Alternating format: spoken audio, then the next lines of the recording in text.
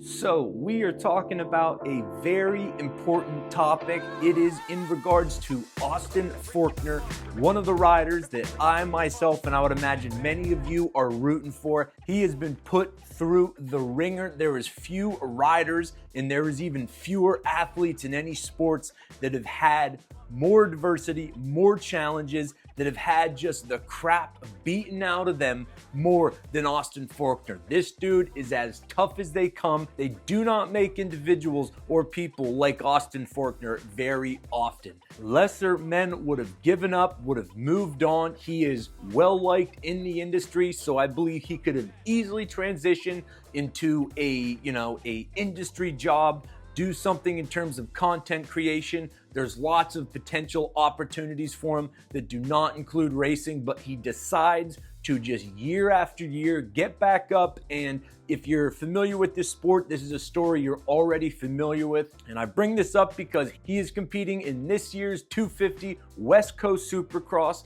And the general talk and narrative that I've been hearing in regards to sort of moto media has been leaving me a little disappointed, and I felt like I need to sort of get this message out. Even the small possibility that he hears it, as unlikely as it is, I think it's important to say it, and that is this. I believe Austin Forkner's number one and only priority is getting through the season. If I was in his corner, if I was a part of his team or a friend or a family member or just there around him, I would say forget about expectations. Forget about Hayden Deegan, Levi Kitchen, podiums, wins. Certainly forget about titles. You have one focus and one goal this year, and that is to make it all rounds through Supercross and Motocross, and at the end of the year still be there, because we cannot keep doing what has been happening over the past 8 years. We know he has the top end speed. We know he is one of the more naturally talented riders, but we cannot keep on going out there and fighting for wins and then ending up on the ground and just repeating this cycle. And so, as hard as it's likely going to be to hear, if I was a part of his team, I would say, I don't care if you get 10th, 15th, 20th, last place.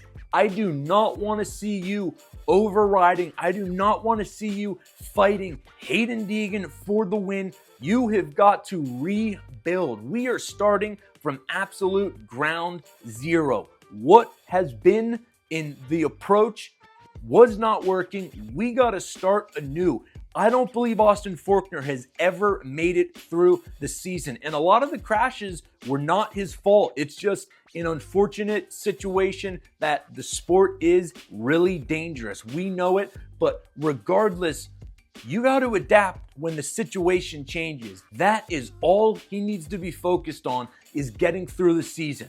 Qualify for the night show, qualify in the heat races to get to the main event. And all I want to see from Austin Forkner is steady, easy laps. And I don't care if that ends him in last place. The only thing that would disappoint me is to see Austin Forkner go out there and hang it out and just get right back into this problematic tendency that, man, we have got to build the foundation first. That is all we're worried about this year. I don't think he should care one iota about winning a race, fighting Deegan, Levi, any of that. You have got to make it through the season. Next year, that is when, if let's say Austin Forkner is able to get through the season, and again, I don't care what results you get, that is the only goal, is to get through the season.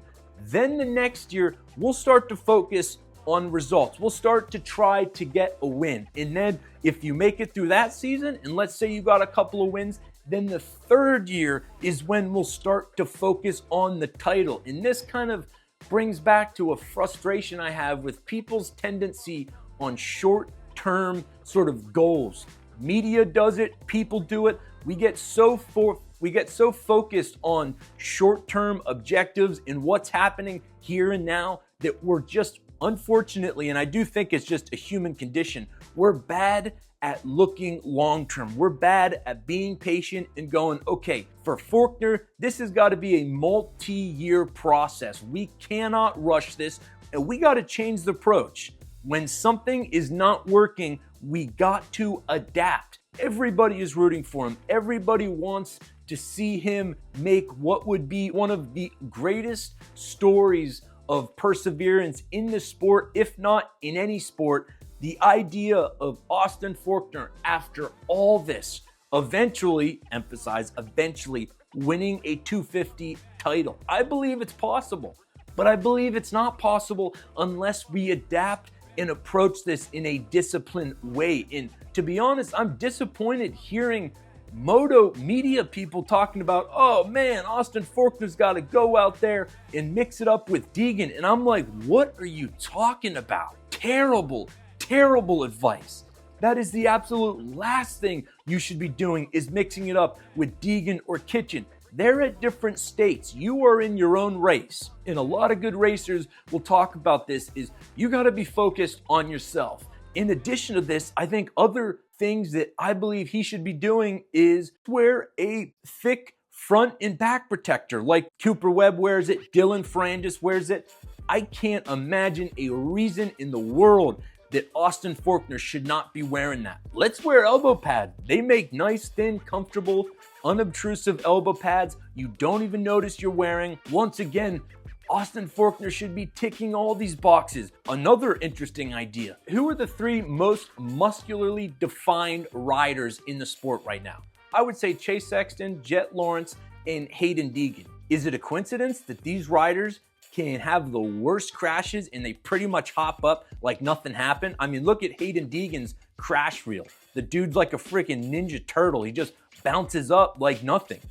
Chase Sexton gets landed on, jersey ripped, and essentially nothing happened. And I think a big part of their ability to endure this is the fact that they're holding 5, 10, 15 pounds more muscle than a lot of the other riders. Austin Forkner, focus on building this muscle. He's a pretty skinny, lean guy. Let's tack on 5, 10 plus pounds of muscle trying to protect it, because again, I don't think it's a coincidence that Hayden Deegan, Chase Sexton, and Jet Lawrence are two of the most durable riders, and also the most they're holding the most muscle of any rider. So I want to see Austin Forkner do well. We all do, but I believe it should be a slow process to get there. And so let's support him. Whatever result he gets, let's just say focus long term. He's got the speed, the potential, and I want to see one of the best stories in all of sports. The idea of Austin Forkner at some point